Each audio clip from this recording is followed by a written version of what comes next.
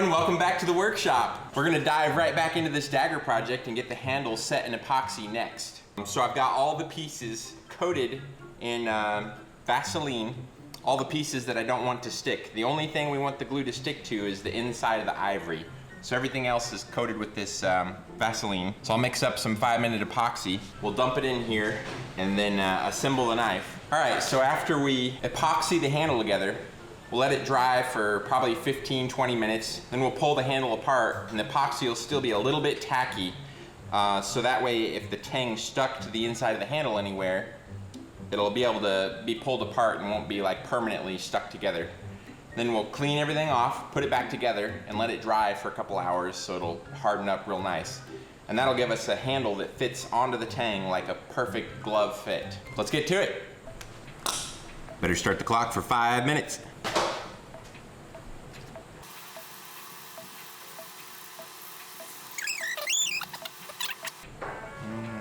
Pull up, put the Zippemüll on. Zippemüll. Gonna be messy. Create some pressure. Really messy. Need more paper towels. Hold. Drill bit. Your bit. Alright, so it's been 15, 20, 30 minutes. I really don't know. Lost track of time. So we're gonna take this thing apart. Hopefully it'll come apart without too much trouble. Clean everything, put it back together. Bye-bye. Okay, so I might need some mechanical assistance. There we go. I think we got some epoxy in the threads there, which is expected.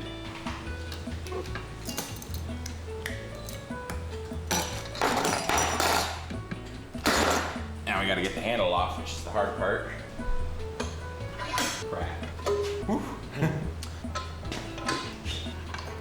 All right, so I got the handle off and cleaned up the tang a little bit. Now we're just gonna put it all back together and let the epoxy finish setting up. Ooh, like a glove. So we got the handle shaped. It's nice and round over here, and then it transfers into an oval up at the front of the handle. Oh yeah, I also decided not to use the nice clamshell guard for this knife anymore. Instead, we're gonna use a guard that has a lot more coverage, and it's also wood. See here, it covers my whole hand. It's gonna be awesome. No, not really. See the lines on here? Those are gonna help me lay out lines, 8 lines all across the handle going lengthways. So what we're gonna be doing is laying out a grid so we can then connect the grid, connect the corners of the grid to make a nice, perfect, even spiral around the handle. 8 spirals to be exact. So let's chuck this up in the lathe and start drawing some lines on the handle.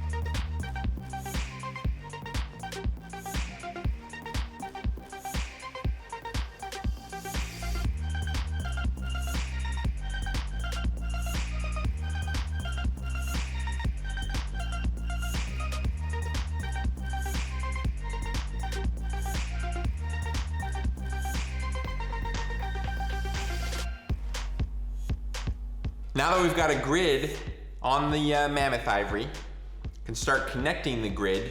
I used to use like some kind of straight edge or something, but the lines kind of have to be dynamic, so I just draw them in there.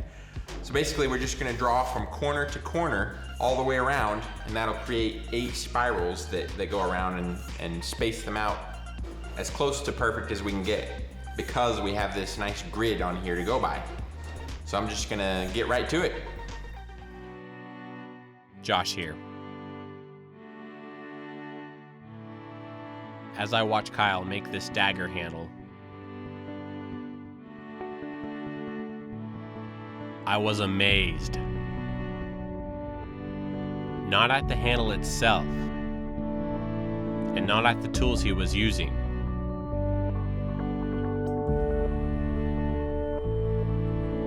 but I was amazed at the artist inside of Kyle. And I was wondering to myself, how long did it take for him to master this? Then I realized it's all about how dedicated you are.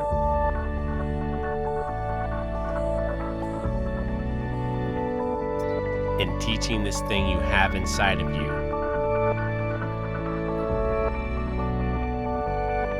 called the artist.